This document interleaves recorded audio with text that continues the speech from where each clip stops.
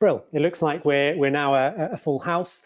So again, welcome to this podcast, this webinar, sorry, hosted by Scrive and Onfido. You have with you here today myself, Ruben Sager. So I'm regional director here at Onfido. I work with our teams, our growth teams in Benelux, Nordics, and Eastern Europe, with a keen focus on everything identity verification, whether it's automotive related, financial services, telcos. I'm a bit of an identity nerd. I'm based here in London, currently in my living room, trying to hide from my 6-month-old daughter, but always here in the UK. And then we've also got Victor as well. Victor, I don't know if you want to introduce yourself.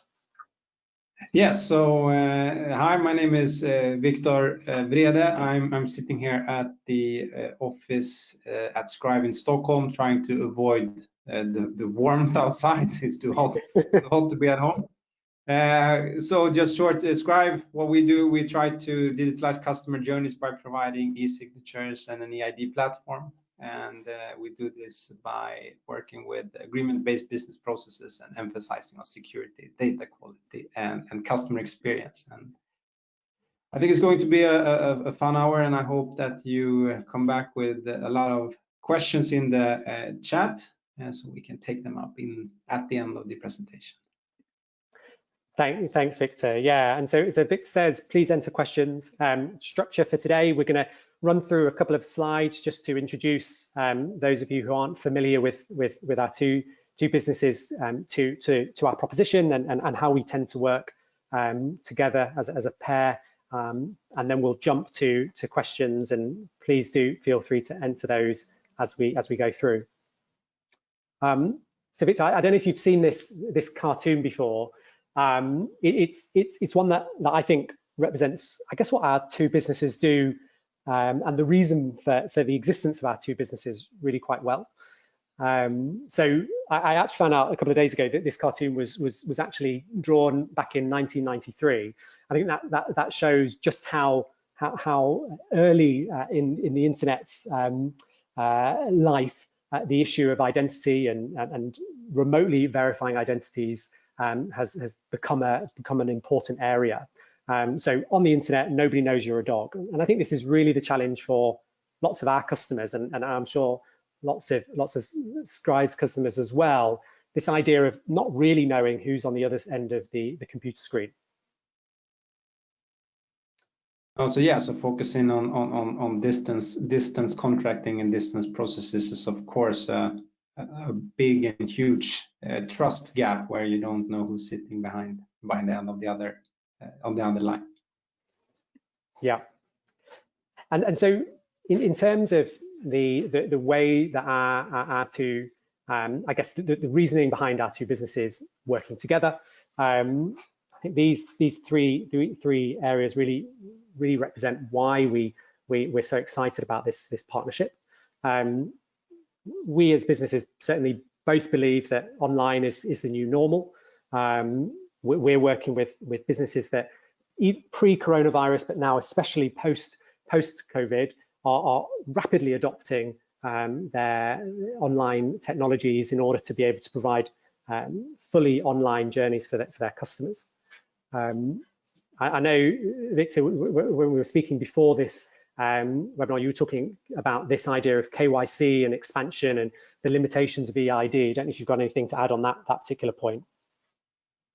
No, I think so. So what we're seeing, even from the, I would say, the country. So for those who don't know, in Sweden we have been I would say, not blessed, but we have been lucky to have an electronic ID infrastructure for more than 10 years, which is 98% rolled out across all ages and used everywhere. But still, there are a bunch of fraud cases with newly issued IDs who you can't trust, where you need that extra level of authentication. So there's a big need in also step-up identification services, even though there's a national eID scheme in place. Yeah, and then I think lastly, it's this challenge around manual costs, and again, this seems to be one of those points that become even more pertinent now that we've entered this COVID landscape, where particularly banks and other large established businesses are starting to see real strain on their back office teams, both from the fact that they're limited in number due to the fact they're now having to work remotely, but also they're seeing a higher volume of requests coming to those back office teams due to the fact that they don't have front-facing stores and branches anymore.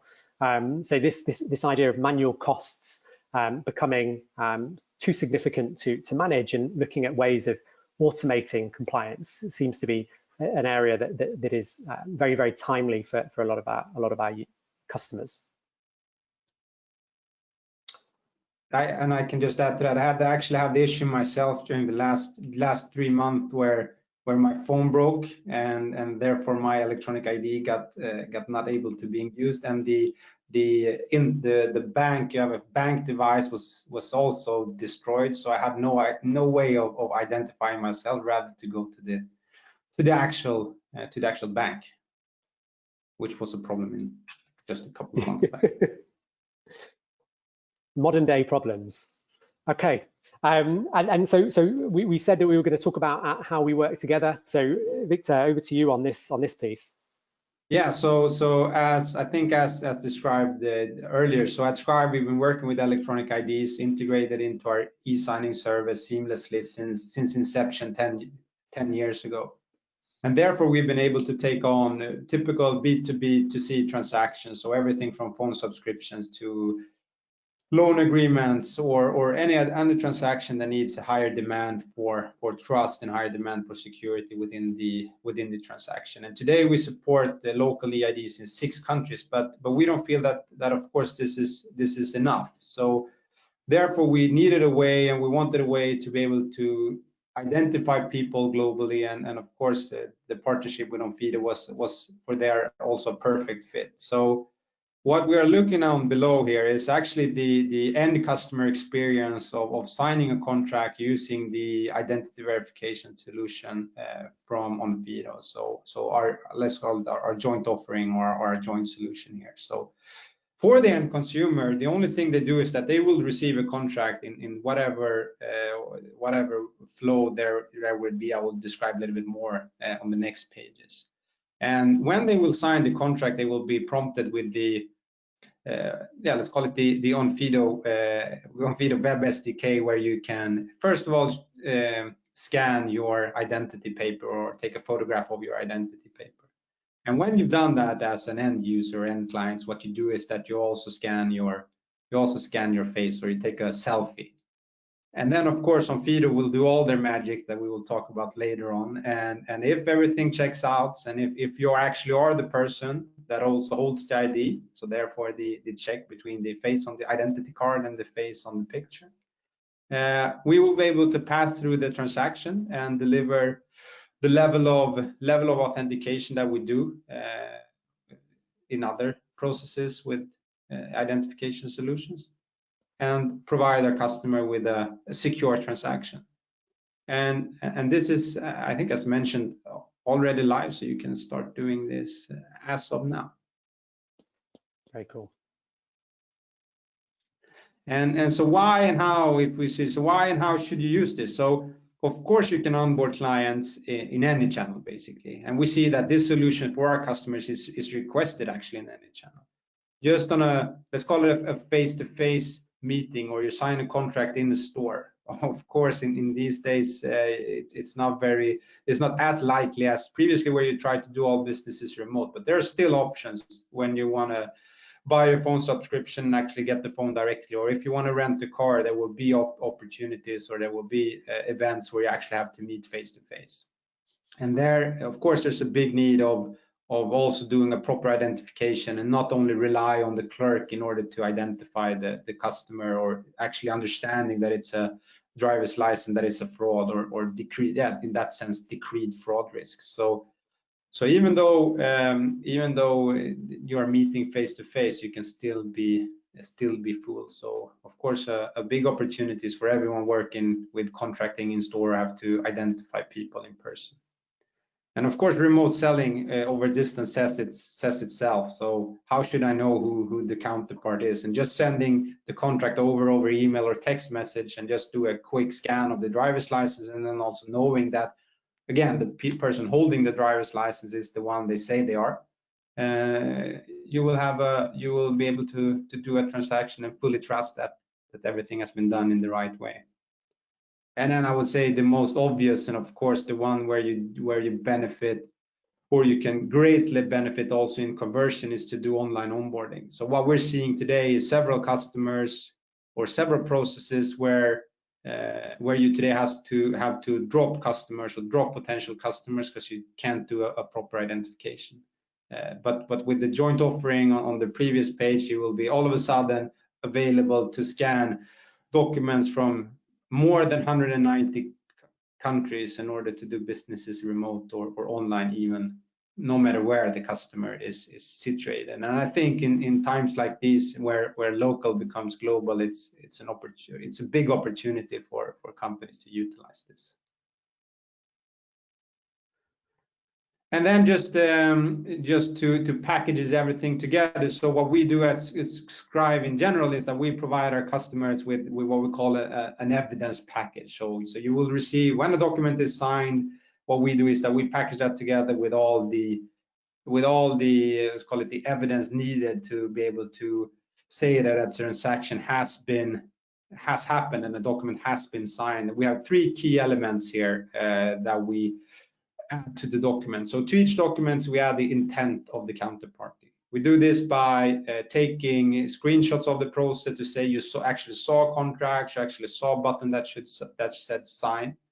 We then, of course, record the identities. So together with Onfido, we will take the Onfido response, we will add it to the evidence package so that you afterwards can see that the transaction has been made, Onfido has done their checks, and everything passed through. So there was nothing wrong happening with the documents. And in the end, what we do is that we seal everything. So we take this document and we seal the document with a keyless signature infrastructure, a blockchain-based method that we can talk about in some other forum, to make sure that no one can tamper with the document or change the document after it's signed. And then these documents can be stored wherever our clients want, in our archive or in their own archives. I love the term killer signature. Sounds incredibly impressive stuff. Yeah, and I guess building on that sort of narrative in terms of the way that Onfido and Scribe work together, and sort of thinking about some of those opportunities that we see in terms of this relationship. So clearly we've spoken about this comparison to face-to-face, and I think really this, if we're looking at onboarding journeys, face-to-face is the easy one to have a go against. Everyone's quite clear in terms of the challenges with onboarding customers in a face-to-face way. I think what we've certainly seen over the last 3 months, though, is that there's been a real escalation in terms of businesses trying to adopt non-face-to-face onboarding routes, and that might be, they still might be asking a customer to go to a physical place. So it might be a car rental company that still needs an individual to get to a physical place, but wants to remove the face-to-face element, or more commonly, looking at services like healthcare and financial services, where really there's a move to removing face-to-face interaction completely, which is creating really exciting opportunities, but it also starts to really shine a light on some of the challenges with regards to onboarding customers in more traditional methods. And I think Bank ID is one of those, as you said, Victor, one of those really interesting methodologies for verifying identities, in that it works very, very well in the world that it operates. But what you then see is once businesses want to move beyond that world, so onboarding customers in different countries outside of mainly the Nordic markets, or potentially trying to onboard users that might not have gone down a happy path. You gave that really tangible example of your losing your phone breaking and not being able to use that to verify yourself using Bank ID. It then starts to see real challenges. And I think one of the things that we're starting to see with some of our financial services customers in the region is also a growing concern around the susceptibility of Bank ID solutions for impersonation fraud and account takeover, and financial institutions, and in some cases the regulators not being entirely confident with regards to how powerful Bank ID is in preventing those types of attack vectors. So I think this change in face-to-face is really shining a light in terms of where do different identity verification solutions really perform, and where do they see limitations. Onfido's focus is around documents and biometrics, and I'll talk a little bit about sort of how we approach identity verification in more detail. But really what we're focusing on is building a solution which is accessible. We want individuals from all backgrounds with all ability levels to be able to use the services. We want it to be secure, so we want it to be a platform that provides real fraud detection for individuals, and we also want it to be really inclusive as well. One of the kind of interesting challenges, going back to that cartoon that Onfido sees, is this, again, this idea of nobody knows who's behind that computer screen. I think as a business, we over time have become more and more frustrated with the use of login tools like email and telephone being really an individual's proof of ID. And the reason why that for us is a challenge is that you really, as a business, your authentication process is only as good as that first initial check. It's only as good as what that user profile is built on. And clearly there are challenges when you're building on grounds such as email and a telephone number. So what Onfido looks to do is to make this a more human approach and link it to an individual's identity document, therefore linking it to their identity. In terms of that flow, as Victor shared, we look at verifying an identity document to begin with.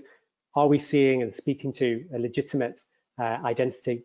But then pairing that with biometrics to understand, is the person that's actually applying for this service the owner of that identity? Looking at this challenge of impersonation and really using machine learning based technology to address that core challenge. On Fido, and talking to that point that you mentioned, Victor, in terms of global rollouts and global scale, that's something that again is sort of front of mind for our product teams, and constantly thinking about how can we ensure as global as possible coverage for our customers. Now that means both supporting documents from all countries, but also having deep coverage in those countries. It's quite interesting as you start to go country by country that you see different document types becoming more and more prevalent. You know, in the UK, driving licenses tend to be the core document of choice. In India, Aadhaar cards are the document that is most customers go to. And you start to see this quite intriguing difference from a country by country basis in terms of the document makeup. Supporting these documents is obviously a challenge, but to your point in terms of fraud, what you then see is that we're not simply providing, you know, a single check here in terms of did this password match the password that we have on record for this customer. What we're looking at is supporting a document, but then also being able to validate whether that document is fraudulent or not. And you can see here from this slide, the document on the left is the original. And one of the real exciting challenges that we face is that then fraud and signals of fraud can be portrayed in many different ways. So on the image B, you've got a invalid ID number, which could be a sign of fraud. In image C, you've got a security feature that could be a sign of fraud. In D, you have a very clear image edit in terms of the image of the individual. And I think you start to see this incredibly complex makeup in terms of document fraud. Now, this is one document, but if you think back to all of these documents covered, it becomes a much more complex picture. I mentioned we then layer biometrics on top. What we look to do is pull out the image of that individual from an identity document and then compare it to a selfie or a liveness check, really proving ownership of that identity. It's a real fundamental part of everything we're doing. Yes, this is a real identity, but are we speaking to the owner, or are we speaking to a dog behind the screen? And one of the things that we've seen really grow recently, in particular, is this idea of working across our customers' journey with them. So really looking at, okay, we're supporting at sign up, we're verifying that identity, we're being the bouncer at the front of the door, but how can we support businesses through the full life cycle of their customer? How can we help them when signing a contract, as we're talking about today? How can we then help them when there's a high risk action, maybe a PIN reset if you're a financial institution, or maybe a first car rental if you're a car rental business? How can we help with account changes at a later date? And really looking at how we can use biometrics to provide a solid verification throughout that customer's journey. So that's it from us in terms of just giving you guys an overview of Onfido and Scrive and how we work together. But I know that I can see some questions coming in, so we'll be keen to jump to them and start to get into some real meat of this conversation. Victor, I don't know if you've spotted any that particularly spike your interest. Yeah, I see here the start one that is maybe mainly also directed to us here at Scrive. So the question is, in which markets do you already work, and do you plan to enter Poland? And as you've seen, so from a Onfido perspective, the solution covers 195 countries for document check. So from our perspective as well, our service is aimed for a global reach, and we have customers today in 30 countries and support processes in several countries. For the Poland specific question, we today have the service in Polish, and together with Onfido, we can then support the Polish market. I think for what should be viewed at is the one asking this question is to have a proper look into what type of documents you want to get signed, since the Polish regulation is quite, I would say, quite hard on electronic signatures and what level of electronic signature needed. But I would say, yes, we together with Onfido support the Polish market. And how do you see that complexity playing out, Victor, in terms of different markets and their openness to e-signature and different elements like that? No, I think it's like from a perspective in the EU, so it's really good since the EU have the eIDAS, which is a standard or is a standard for how an electronic signature should be made across Europe.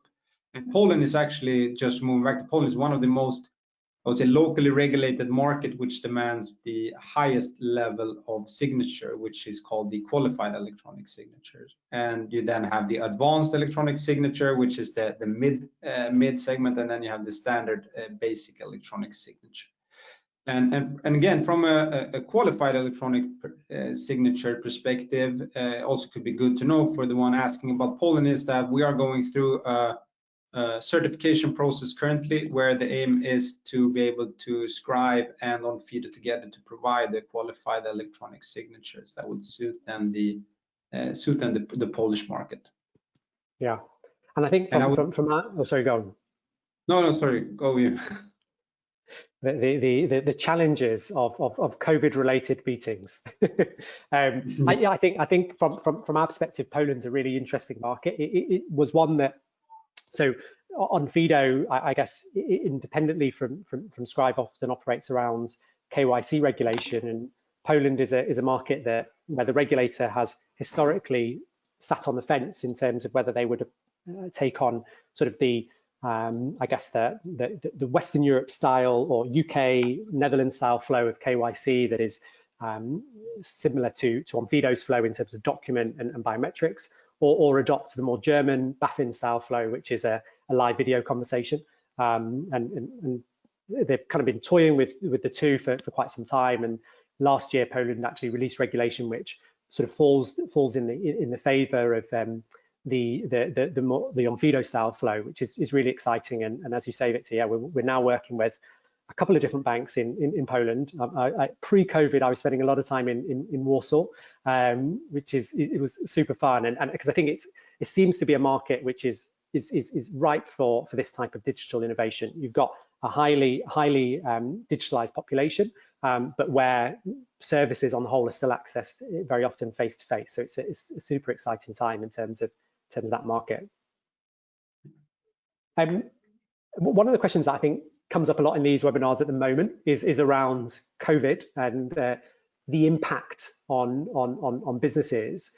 There's there's a question here in terms of that I think is more related to Onfido in terms of there's been reports of documenting a surge in fraud in the wake of COVID-19, and how is Onfido system coping with that? It's a really interesting question, and I think we actually see this in a slightly different light. So what we've seen is that there's certainly been an increase in terms of the volume of people transacting online. That's been a core shift. We work with lots of traditional banks, and their volumes have switched pretty much overnight from being often very face-to-face to being almost exclusively online, and the same with healthcare platforms as well, and also car rental platforms and automotive platforms in general. But one of the interesting things is that the percentage of fraud has actually stayed pretty consistent over time. So the level of fraud in terms of percentage hasn't seemed to change. It's just that the volume, due to the volume of customers that are now using those remote platforms, has increased. And I think one of the really interesting things that we started to see with fraud online, and we did a bit of research last year, was around the fact that fraud is a 9-to-5 job. And so when we look at the data on our side, fraudulent documents that we spot are submitted most often between the hours of 9 till 5 p.m. Monday to Friday. And so what we see is that the fraudsters are not sort of, you know, your kind of hack who's working in their bedroom at night at sort of 3 a.m. with their midnight stash of pizzas. These are individuals who are probably going to an office, or pre-COVID were going to an office, working a shift and trying to hack systems. And I think what that means for us is that means that fraud levels don't change significantly in terms of percentage, because those individuals are going to continue attacking regardless. But what it also means from our side is that there's this real pressure for us to continuously progress our solution in terms of fraud detection, because fraudsters are not sitting still. And so we have to be constantly progressing. And I was wondering, in terms of that idea of progression and how products develop over time, Victor, if there's any interesting sort of areas of product development that you guys are thinking of at the moment that looks at current trends. No, I think what we are seeing from our perspective is that the customer wants to automate more and more and make the processes even more simpler for the end users. So everything from automating data capture to try to streamline the onboarding and making even more, I would say, KYC and data checks, so in order to actually know and again to reduce fraud and reduce risk throughout the process, and trying to find sources that are not mainly the most evident sources. So it could be everything from checking the online banking account to checking your address registry or whatever in the both the signing flow and then the identification flow, in order to be trying to again reduce fraud and reduce risk. Because what we're seeing is that, as you say, the fraudsters find new ways. So I would say, from when we look in the automotive industry in specific, we are all of a sudden seeing where they first of all decrease the fraud risks, but then with introducing electronic IDs, but then now are seeing an uptake, because stealing cars, I would say, is the last big item steal you can do. And then they find ways of going around that, even with bank IDs as well. So there's what we're seeing is, again, just a big responsibility in the whole journey before getting the contract signed. Yeah, I think that is one of the really interesting, I guess, as more and more businesses start to adopt remote onboarding processes that traditionally had somewhat of a safeguard in that they met people face to face. This idea of no longer just being around, we need to comply with a regulation that actually we don't really care about, but we want to kind of tick the box, to actually now being, well, there's a real challenge for us as a business, whether it's, you know, lost vehicles or fraudulent activity on the platform. Businesses seem to be approaching, I guess, remote onboarding with a much more analytical eye in terms of how can the solution actually support us reducing bad behavior on the platform. And that does create then challenges in terms of systems like electronic ID systems, when looking at things like car rentals and car purchases. Are you seeing a big progression in terms of automotive and selling vehicles online in relation to COVID? Is that an area of growth that you're seeing? Yeah, and I think we can take it together with the question that actually popped up here, and that is what are the main challenges going forward, or is the market prepared for this? And as you say, what we're seeing is a big uptake in how the customer needs to work. Of course, COVID related, when people need to be at home or need to be quarantined, you still want to purchase stuff, or you still want to be able to go through and make transactions. So I would say the market is not about, from a market perspective, the end consumer is more than ready. I would say from us, it's not a matter of if, it's just a matter of time and when, and for our clients to be ready for this transformation. I read an article. That was, I think it was just about the UK automotive industry, where 80% of the people expect to be able to buy a car online. And to do that, you both need to get the contract signed without touching people, with home delivery and everything. So I would say the challenges forward is to make sure that I would say more that the implementation will be able to be handled by the end client in the end, for them to take the right decisions in authenticating the user and trying to still, because important is still the user experience. Because of course, as we say, a big reason to introduce this is to decrease fraud, but I would say even more to engage with more clients. I think you from the Onfido perspective have a nice graph showing how even online banks, or how new fintechs are handling onboarding, and seeing that even though people are handling it in a different way, still the user experience is key in order to convert clients.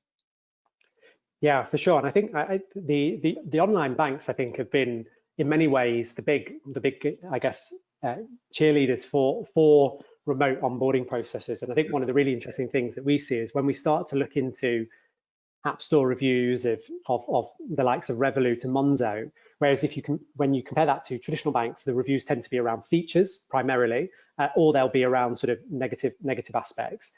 When you look at challenger banks, the reviews still around features, because that's obviously a crucial part of their product. But for the first time, you're starting to see reviews talk about onboarding journeys, which on the face of it should be the most boring part of any process, right? Like we shouldn't be the sexiest bit, but actually people are so excited about the idea of being able to open bank accounts, rent cars, buy vehicles in short periods of time, and it's so in line with their expectations from the market that I think you're right. We don't see that friction that one would imagine there might be for remote onboarding processes. Customers are happy to provide personal data like identity documents, as long as there's a really tangible reason for them being asked to do it. You know, if someone's buying a vehicle online from Mercedes-Benz, they kind of expect there to be some level of due diligence. Yeah, and I think just true to that, just a couple of months ago, we did a big customer interview session, or a big survey session, where we interviewed a lot of customers to getting their feedback on why they buy a service. And of course, price scored high in several segments, but what actually scored highest in all segments was ease of use of end consumer, or ease of use of end user. So therefore, I think in this partnership as well, what we see is that the whole onboarding flow and the whole document signing flow needs to be seamless. The customer should not be felt that they are moving around systems, they are going through steps that are not needed, or entries that are not needed. So it's an important part of the whole, I would say, the whole digital journey for all our clients. Yeah. There's a question here in terms of can you expand on your point around inclusion? So I guess that's for me, and I think what Onfido means by this is looking at how we can ensure that the solution allows as many customers as possible to be onboarded. So our founder has an interesting story here. He was born in the UK but grew up in Iran, and then came back to the UK at a later age. And his family had great difficulty opening a bank account because they were unbanked at the time. So they didn't have a bank account when they entered the country. And then banks were like, well, we can't give you a bank account because you don't have a bank account. And it was in this catch-22 situation. And so there's this idea of inclusivity is something that's kind of really at the core of our business, and it grows it comes out in a couple of ways. So one is we want to be able to support as many documents as we can. How can we ensure that wherever you're from, you have the ability to be onboarded into a financial institution, telco, whatever it might be.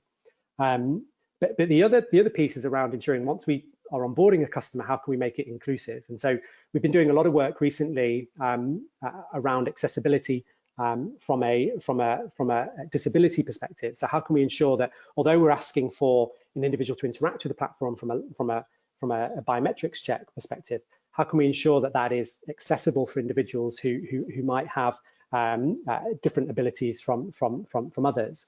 And that's something that's been a really interesting challenge from Onfido. It's something that we probably didn't do a good enough job as when we were earlier stage, and something that we're really being pushed to do now that we're operating across the market. So that's been really interesting. And then the final piece around inclusivity and the way that plays out from Onfido is around how can we ensure performance of our biometric product for people of all ethnicities. So Vit, I don't know if you've seen, but there's been some really interesting studies on how solutions in the market that compare face-to-face do a pretty good job at comparing people like you and I, but they do a pretty poor job of comparing. So there's been tests in the US around comparison of African Americans and then individuals from other parts of the world, where solutions find it very difficult to differentiate between individuals of the same race. And one of the pieces there that we've identified in our research has been the main driver behind that is that algorithms tend to be based and trained on data from pretty standard data sets. So it tends to be white men like you and I whose faces are used in training those algorithms. And so once you start looking beyond that, it becomes much more difficult. So one of the pieces that we've been working on recently is how can we ensure that we're constantly retraining our algorithms to ensure that the solution matches our customer book. So we entered the African continent around 12 months ago, and to be really frank, our solution didn't do a good enough job at differentiating individuals. So what we had to do is retrain the algorithms when we saw the sufficient data sets to then improve the ability of our solution to differentiate between individuals. And this is all kind of under that bucket of accessibility, and something that when you're in this digital world, you really have to start thinking about. So I hope that answers whoever's question that was. I guess on that point of challenges, there's a question here that's quite interesting that you might be able to respond to, which is what are the main challenges going forward for you guys? Is the market prepared for this, or still do we have to drive awareness? And I guess we've touched on sort of subjects around this already, but any other detail that you think that's interesting there? I think again, I think as mentioned earlier, coming back to it, the main challenge is the main challenge is to be able to find the right way of implementation and not make it, in many senses, also not making it too big. We're currently in a big project in the UK, again in the automotive industry, where if you want to solve all the problems at the same time, or all the onboarding workflows at the same time, it's going to be a massive effect, because you need to drive digitalization quite fast now, because everybody's in a hurry of getting the processes online. So I would say the challenges now is to be able to not make everything too big, and not to have too big of a hurt, to start with the easy processes and the easy ways where you can surely get benefits and ROI quickly. But I would say again, in the terms of readiness for the solution, the market is more when rather than if, and especially when the end consumers is begging for a solution where they don't have to meet in person or have to do manual checks. Yeah, no, I think you're completely right. So I guess conscious of time. So thinking ahead. So we're currently still, you're back in the office, which is brilliant. I'm still working from home, but we're certainly all living in a very, very different world. looking forward, we should start coming out of this world at some point, depending on that all-important R rate and everything else. But what do you think if you had a crystal ball, what does the market look like in 6 to 12 months' time? No, so of course we ourselves are already seeing how the markets are opening up. But I would say even though we're seeing that the new standard of actually working from home or working, not having the offices as your home base, so the office will rather be on the, I would say, on the employees, let's call it on the employees side rather than on the employer side when it comes to being there or finding a context. With that said, of course, the need for digital solution and for digitalization is going to just skyrocket and increase. So I would say looking forward in 6 to 12 months, I think we will see a development that would have taken 4 to 5 years, and especially in markets where you wouldn't imagine. So moving to the discussion back to Poland. So as we see as a big challenge for Scrive is actually to be able to keep up. So because now the transformation in Bulgaria, which we saw would have happened in 3 years, are happening now, and in Belarus as well. So therefore, of course, I'm biased. So I'm coming back to the decision that we make at Scrive. So again, being global is almost new local. So just speaking the language, supporting the documents of that nation will help businesses to do business everywhere. So from my perspective, also giving tips to others is to have a view that you're not bound to your location. So what we did directly when this happened was to hire native speakers that did work with sales but could work remotely, because then all of a sudden we were local in the country just speaking the language, because there was no face-to-face meeting anyways. So I would say preparing for more global businesses is a good approach. I like the sound of your crystal ball world. It sounds like one where we're both still relevant. Yeah. Brilliant. Okay. Well, Victor, thanks for taking the time, and thanks everyone for joining. I think that's all the questions we have time for. But yeah, if anyone has anything else that they want to pick up with myself or Victor, please feel free to reach out directly. Really happy to jump on calls and speak to you as a follow-up. So thanks so much from me. Thank you very much. Bye.